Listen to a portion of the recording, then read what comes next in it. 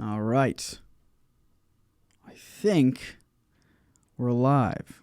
So, here's the deal, gang.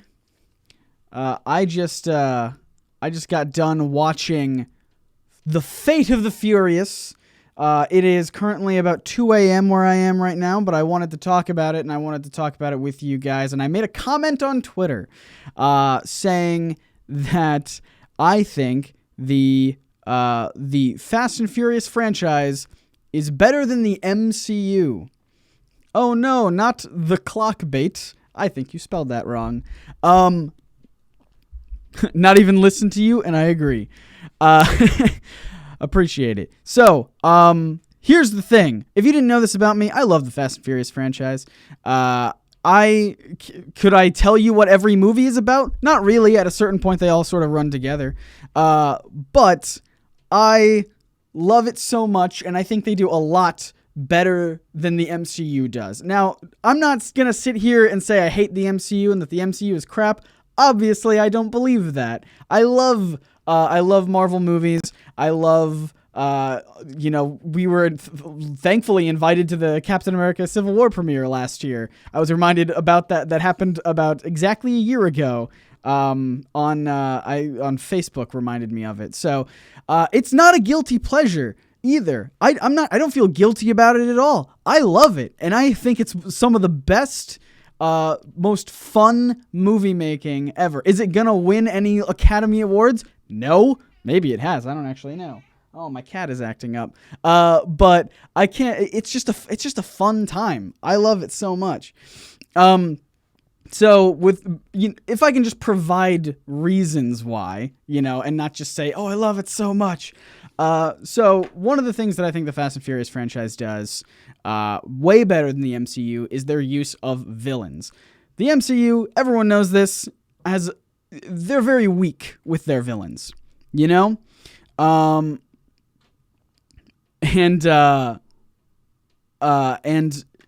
I think. Sorry, I'm watching the chat right now. I always get super distracted by it. So the MCU has lots of problems with their villains, and they, Loki is a really good one, and maybe about it. They're not terrible. They're just, they're not memorable, I guess is the word. Like, I made a joke in a video recently about how there are essentially two types of villains in the MCU, which are white business guys who turn out to be evil, and then there are guys with weird faces who are after a mystical object or powerful object of some kind. Yeah. So the MCU has no Oscars either. Fair enough. Wait, Avengers didn't win anything? All right, then. Maybe. I just thought it would. But yeah. And so their villains are fine. Mostly that Marvel tried to focus on the heroes, right? That's their big selling point, is the heroes, and they just want to see their heroes do stuff, and the villains just kind of they're thrown in there for fun. And the Fast and Furious franchise has amazing villains, and I think that this movie, Fate of the Furious, has demonstrated just how awesome the villains are in this franchise, because minor spoilers, if you care, maybe slightly major spoilers, I don't know. Almost all of the more recent villains come back into this movie, into the universe. Some of them that you thought were dead, some of them that they start turning into these fully fleshed out characters, and they're menacing, and you understand exactly they're not just like, I'm after power. They actually have fun motives, and it's just you start to appreciate them as characters, not as motivation for a hero to do stuff, but as actual real fleshed out characters. And it's just, oh god, it's so much fun. A lot of people are hating on me in the comments right now. Shut up. Can I name a film where there's a balance of both hero and villain, like any film. I mean, yeah, like Dark Knight comes to mind as a pretty good one, as a balance of hero and villain. Well, it's not so much one overshadowing the other. That's fine. What I'm trying to say is, in Marvel movies specifically, the villain is just kind of there. The villain is just, they're a plot device for the hero to do something cool. And that's all Marvel movies are, for the most part, right? You get these characters like Loki, who are really cool and really fun to watch, and you just like them because they're just entertaining. But then a lot of the times the heroes are just kind of boring. They're not really that entertaining. I liked Ultron as well. I might be in the minority there. I don't know. But I thought Ultron was also very entertaining to watch. And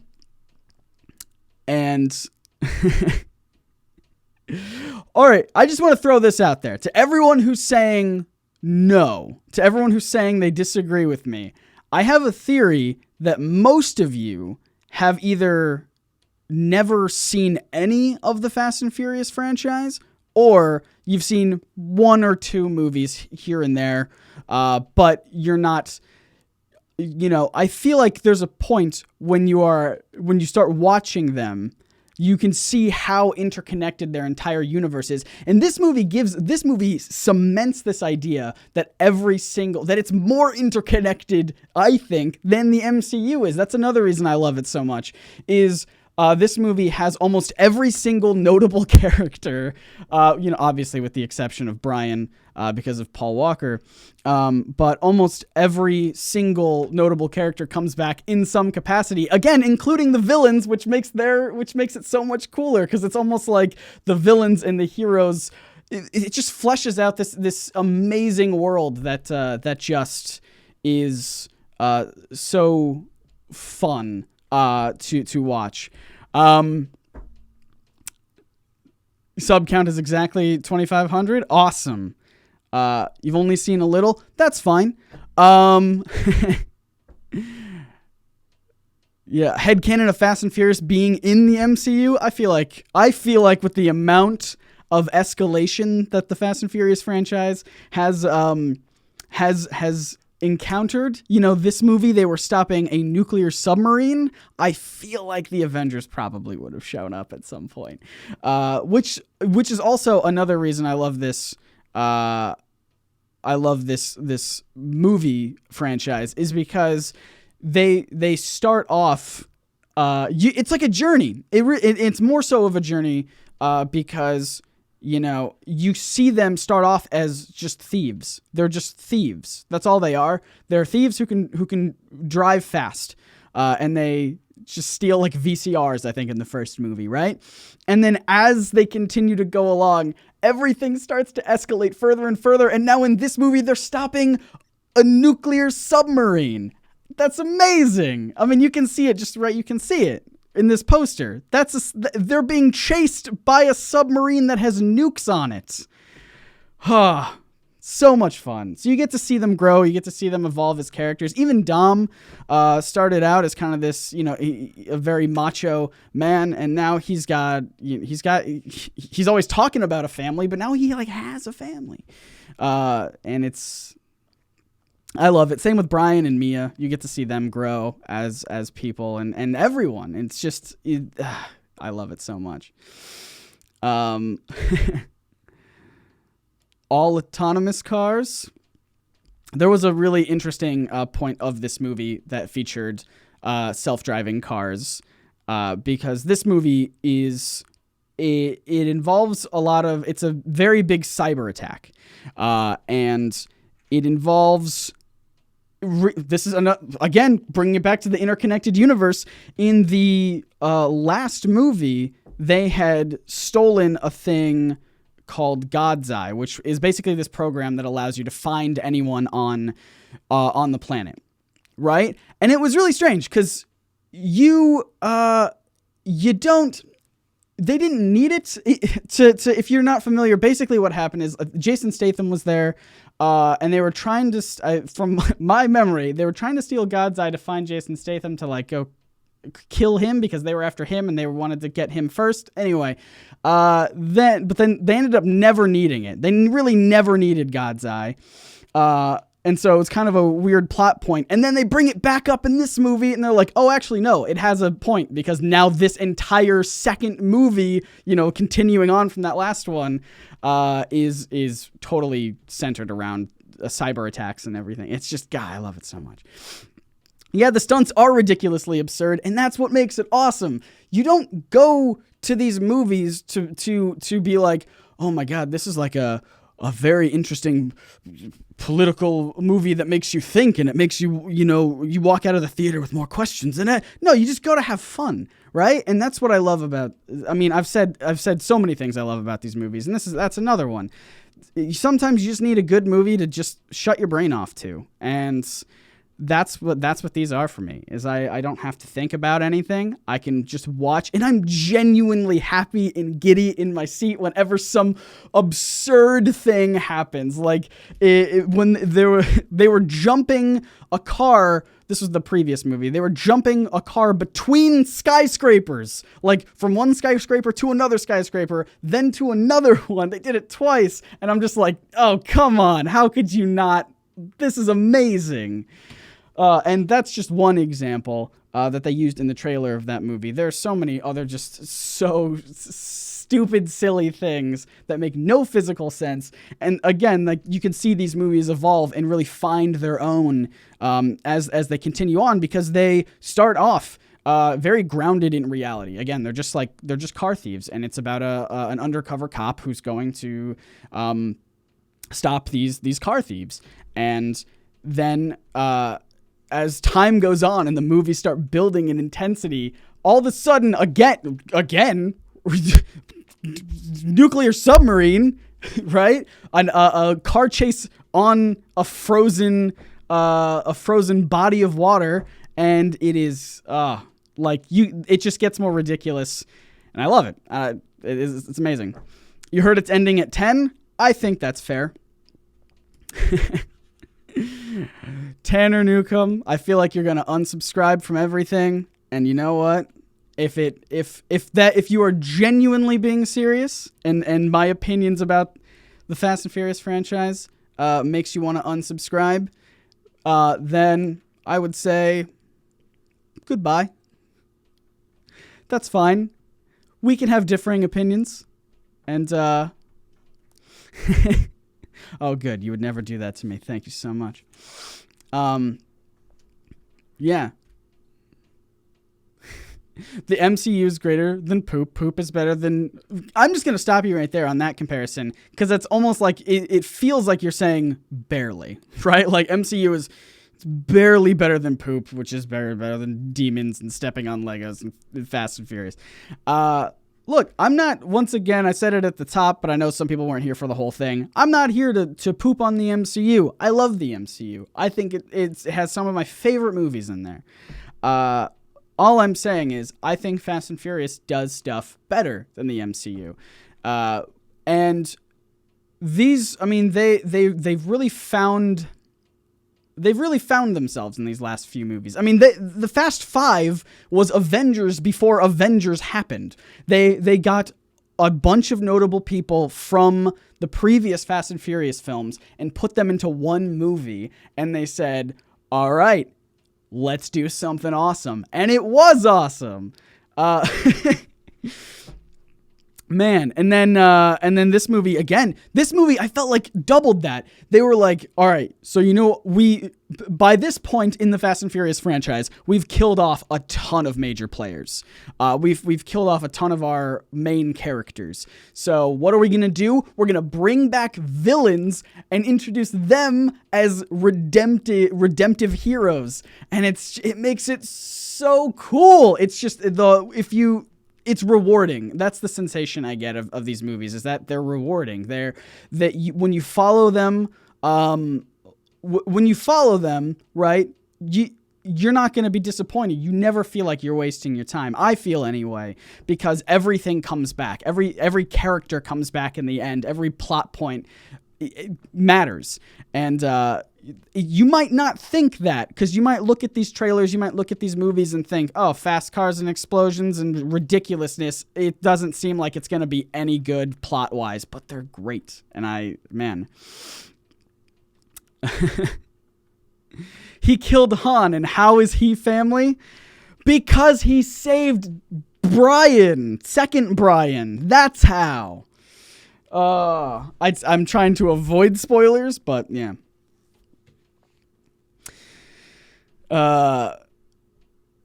Yeah, movie 1, steal VCRs and house parties. Movie number 2, cop crap movie. Cop crap. Sorry. I liked number 2. And again, it kind of follows the MCU in the idea that different movies have different tones to them. So like, yeah, the first one felt very real and it felt very grounded, and the second movie felt more, it felt like just like a buddy cop sort of like road trip, almost road trip, but it was more of a race. And yeah, movie 3, we're going to Tokyo. Yeah, again, like those first few movies feel very different from the rest of the franchise. Once Fast 5 hit, it was just, or maybe Fast 4. I don't know. God, I haven't seen the Fast and Furious in so long that I honestly can't remember anything that happens in it except the major plot points. But I'm trying to avoid spoilers. Oh, it doesn't matter. Yeah, number 4. So we're doing heist now. 5. So The Rock is on our team. That's right. This movie, I couldn't help but notice in this movie that almost every guy was like a bald tough guy, right? Vin Diesel, Rock, Jason Statham. It's just the Bald Buddies movie. That's all it is, and it's great. Man. What time is it over here for me? It is 2 a.m., 2:03 a.m. It gets good from number 5. I agree. That's when I actually started paying attention. I had never watched any of the movies until Fast 5 was coming out, and then I tried to watch all of them. And, in preparation, because my friend was really into the franchise, but he likes it because of the fast cars. I don't care. I don't care about cars at all. I don't even drive. Cars are not interesting to me at all, but I love the characters and the dynamic that they have, and just the ridiculous stunts. And it's just fun to shut my brain off and see explosions. And it's like it's like, to me, it's like what the Transformers movies want to be. They want to be these popcorn movies that nobody has to, you just come in and you turn off your brain and you sit there, and then 2 hours go by and then you go home. But I don't know, they end up being something very special and near and dear to my heart. Driving fast causes hair loss. You know what? You might not be wrong. You might be onto something. Yeah. Looks like that's the popular theory, that driving fast makes you lose your hair. Yeah, cars are like, ooh, orange. That's true.